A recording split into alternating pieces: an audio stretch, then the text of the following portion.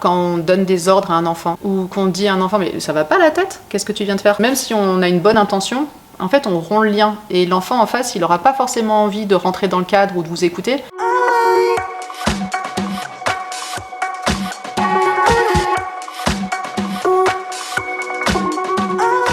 Les enfants qui ont des comportements difficiles à gérer pour nous ne le font jamais contre nous. Ce n'est pas contre nous qu'ils s'énervent, qu'ils se moquent, qu'ils crachent, qu'ils font je ne sais quoi. Ils le font parce que leur système émotionnel est dérégulé, parce qu'ils essayent de nous dire de façon très très maladroite « ça va pas pour moi, j'y arrive pas, j'ai pas trouvé ma place, je m'en sors pas ». Et du coup, ils font, on va dire, n'importe quoi, mais c'est jamais contre nous. Je pars du principe que les enfants, s'ils sortent du cadre et que je veux qu'ils rentrent dans le cadre, pour pouvoir les atteindre, il va falloir que je commence par créer du lien. Et ça, je le fais en parlant, en décrivant ce que je vois, en cherchant à comprendre ce qui a pu motiver l'enfant à faire ce qu'il a fait, de quoi aurait-il besoin pour aller mieux, qu'est-ce qui se passe en lui.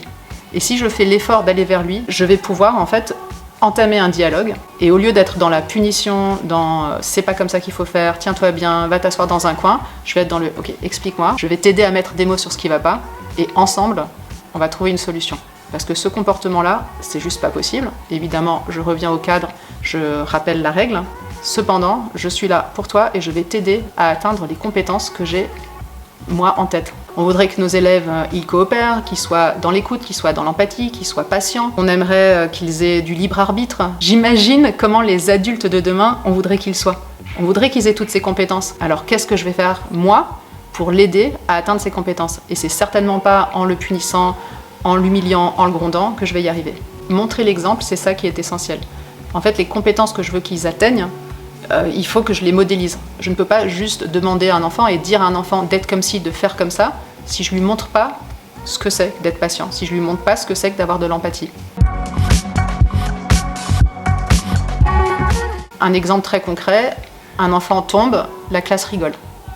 Ok, je pourrais dire à la classe, vous n'êtes pas gentil, arrêtez de rigoler, donc je les juge, mais est-ce que pour autant, ils auront appris à être empathiques la prochaine fois que ça va arriver?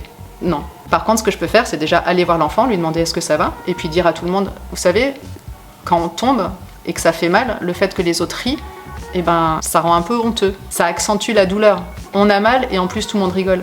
Quand quelqu'un tombe, ce qu'on peut faire, et là je montre l'exemple, c'est aider l'enfant à se relever, c'est lui demander est-ce que ça va, est-ce que tu veux de l'eau, est-ce que tu veux qu'on appelle quelqu'un, c'est proposer des solutions, c'est le faire parler, c'est de créer du lien pour que l'enfant qui souffre et qui s'est fait mal sente qu'il n'est pas seul.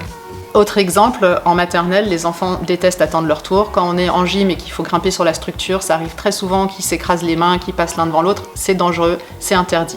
Donc évidemment, je vais rappeler la règle, c'est chacun son tour. Mais si je veux que l'enfant apprenne la patience, en étant moi-même impatiente, en lui disant « ça suffit, je l'ai déjà dit 10 fois, va t'asseoir, il y en a marre, chacun son tour, si c'est comme ça, tu vas plus sur la structure », je vais jamais lui apprendre à être patiente ou patient. Ce que je vais faire donc, c'est proposer à l'enfant de lui donner la main et lui dire « viens, on va attendre tous les deux, c'est long d'attendre ». Je valide son émotion, oui, il est impatient, c'est difficile d'attendre, effectivement, c'est très long d'attendre. Regarde, devant toi il y a machin, ensuite il y a un tel, après c'est toi. Ouais, je reste avec toi, et puis cerise sur le gâteau, quand ça sera ton tour, je vais te regarder faire. Les enfants auront beaucoup plus de facilité à rentrer dans le cadre et à obéir aux règles s'ils se sentent valorisés, s'ils sont regardés, et si on prête attention à eux. Montrer du doigt ce qui est attendu, ça marche beaucoup mieux que d'insister sur ce qui ne va pas. En faisant ça, on se connecte à l'enfant, on se connecte à l'autre, on crée du lien et on arrive à avancer ensemble.